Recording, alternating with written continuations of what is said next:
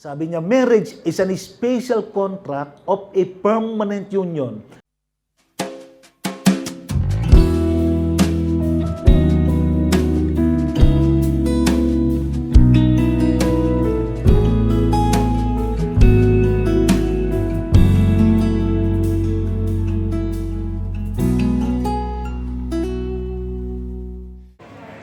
Nagkakilala kami ni Raz.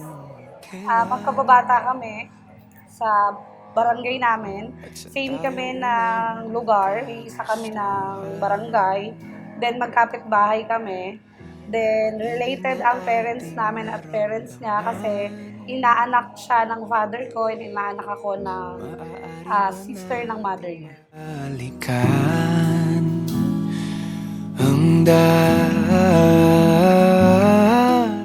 Nagkakilala kami ni Pat. Actually, magkakabata kami sa Antipolo. Then, ang papa niya, ninong ko. Then, ang kapatid naman ni mama, ninang niya. Then, nagkita kami, college na. Then, chinat ko siya, kinamusta ko siya. Sa tuwing ika'y inaharana, di makatulog sa ating pananapik.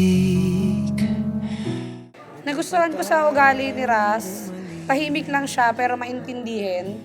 Then lagi rin naman nagiging priority. Hindi lang ako kundi yung mga bata. Then lagi talagang kapag merong pakikinggan, nakikinig.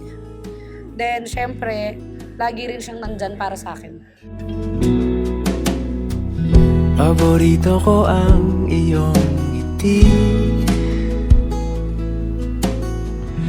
tuwing hawak ko ang iyong pisngi.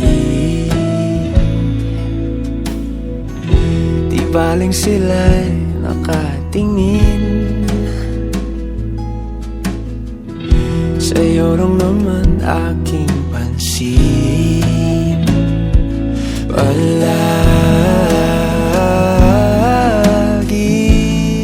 Yung Diyos na yun na walang hanggan, John and Patrice, siya ang nagsimula ng inyong walang hanggang pagmamahal. Nawa, sa ating nakikita niyo yung singsing na to, bumalik kayo sa alaala na kayo pala ang pinagtagpo ng Diyos, pinlano ng Diyos na maging magkasama hanggang dulo. At kapag naalala nyo, nakikita yung mga ring na to, aalalahanin nyo yun, lalong magiging matibay ang pagsasama ninyo bilang mag-asawa. Ating pananapik, pwede ba tayong bumalik sa ating unang halik?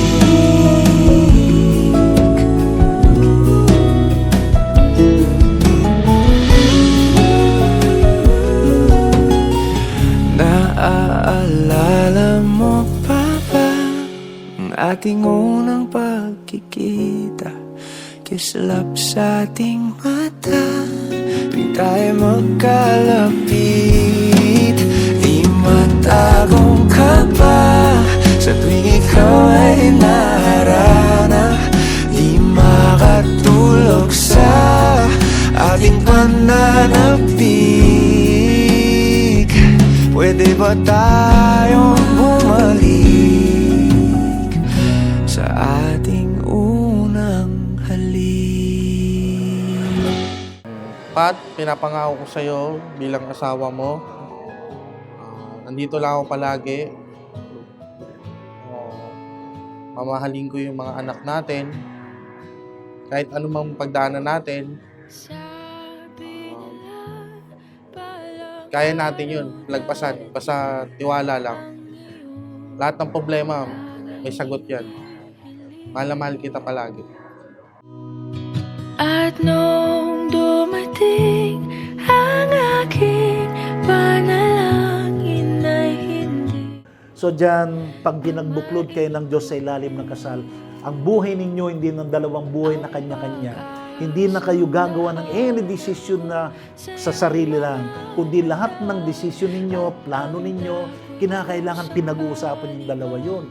Na dapat nandoon si Lord, si God, na siyang nangunguna, ang siyang papatnubay at gagabay sa mga decision ninyo Upang sa ganon, kapag yung mga rules na yun ay hindi na-violate, walang na-violate, katulad ng sinasabi ng batas, ng tao at batas ng Diyos, pagka walang na-violate sa mga rules in marriage, magiging matagumpayan, fruitful ang inyong pagsasama sa mundong ito bilang pinagbuklod ng Diyos. Ipasahin, di ka sasaktan mula noon hanggang ngayon. Ras, pinapangako ko sa'yo, itong journey na to bagong simula at panghabang buhay na walang hanggan. Ras, I love you and mahal kita.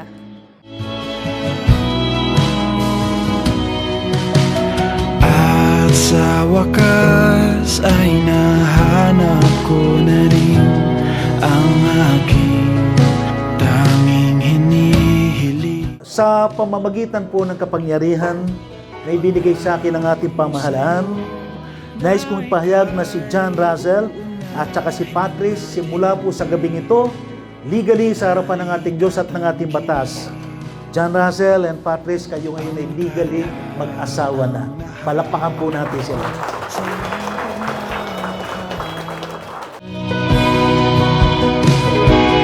At ngayon, nandyan ka na, di mapaliwanag ang nadarama. Handa ako sa walang hanggan, di basahin, di ka sasaktan mula noon hanggang ngayon, ikaw at ako.